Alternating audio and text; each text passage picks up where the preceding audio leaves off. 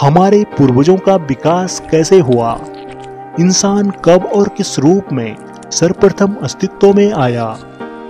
ये कहना थोड़ा मुश्किल है, मगर कहा जाता है कि लगभग 56 लाख वर्ष पूर्व पृथ्वी पर ऐसे प्राणियों का जन्म हुआ था जिन्हें हम मानव कह सकते हैं।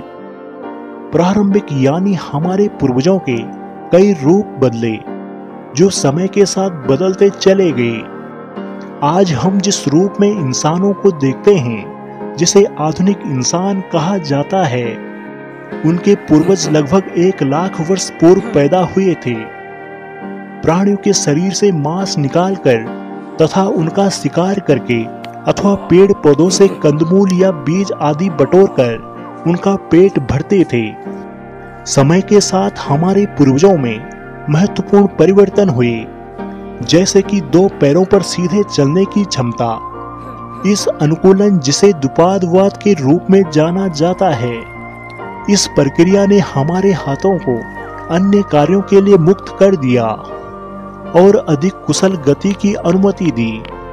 इससे हमारे प्राचीन मानव पूर्वजों होमो हैबिलिस और होमो इरेक्टस का विकास हुआ। धीरे धीरे उन्होंने पत्थर से औजार बनाना और आपस में बातचीत करना भी सीख लिया।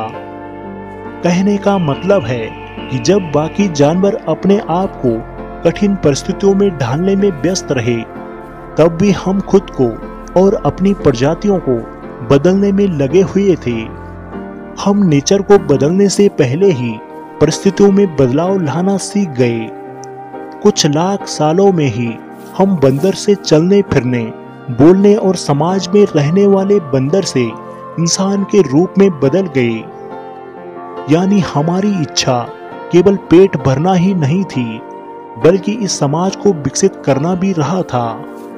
हालांकि आगे चलकर मानव ने भोजन जुटाने के और तरीके सीख लिए।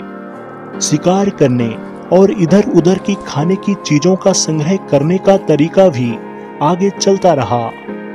आज भी दुनिया के कुछ भागों में कुछ ऐसे शिकारी संग्रह समाज यानी हंटर गैदरर सोसाइटी है, जो अपने शिकार संग्रहण द्वारा अपने भोजन की व्यवस्था करते हैं। इसीलिए पुरातत्व विशेषज्ञों को यह लगता है कि आज के शिकारी संग्रहकर्ता समूह के लोगों का जीवन अध्ययन करके अतीत के बारे में कुछ बेहतर जानकारी जरूर मिल सकती है।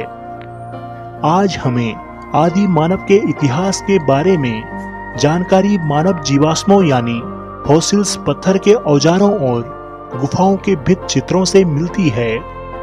इनमें से प्रत्येक खोज का अपना इतिहास रहा है।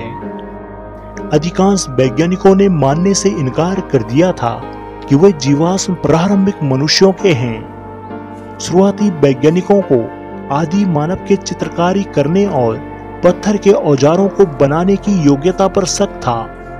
एक अरसे के बाद ही वैज्ञानिकों ने इन जीवाश्मों, औजारों और चित्रकारी के सच्चे महत्व को स्वीकार किया। मानव का विकास कर्मिक रूप से हुआ है। इस बात का साक्ष्य हम मानव के उन प्रजातियों यानी स्पीशीज के जीवाश्मों से मिलता है जो अब विलुप्त हो चुकी है। उनकी कुछ विशेषता या शारीरिक लक्षणों के आधार पर मानव को विभिन्न प्रजातियों में बांटा गया है। उन जीवाश्मों की तिथियों का निर्धारण प्रत्यक्ष रासायनिक विश्लेषणों द्वारा उन परतों अथवा तलछटों के काल का परोक्ष रूप से विश्लेषणों द्वारा किया जाता है, जिनमें वे दबे हुए पाए जाते हैं। जब एक बार जीवाश्मों की तिथि यानी कालखंड का पता चल जाता है, तब मानव विकास का क्रम निर्धारण करना कठिन नहीं रहता। लगभग 200 वर्ष पूर्व ऐसी खोज की गई थी। तब अनेक विद्वान यह मानने को तैयार नहीं थे कि खुदाई में मिले जीवाश्म व पत्थर के औजार एक चित्रकारियों जैसे अन्य चीजें वास्तव में मनुष्यों के आदिकालीन रूप से संबंध रखती है। हेलो दोस्तों, अगर आपको यह वीडियो पसंद आई हो तो कृपया हमारे चैनल को सब्सक्राइब जरूर करें व हमारी वीडियो को लाइक व शेयर करें।